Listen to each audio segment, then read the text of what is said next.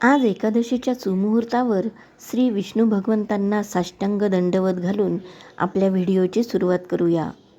ओम नमो नारायणाय. नमस्कार.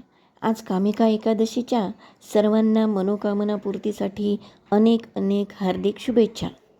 एकादशीचा उपवास केल्यामुळे पचनक्रिया मंदावते व मेंदूला अधिक ऊर्जा मिळते.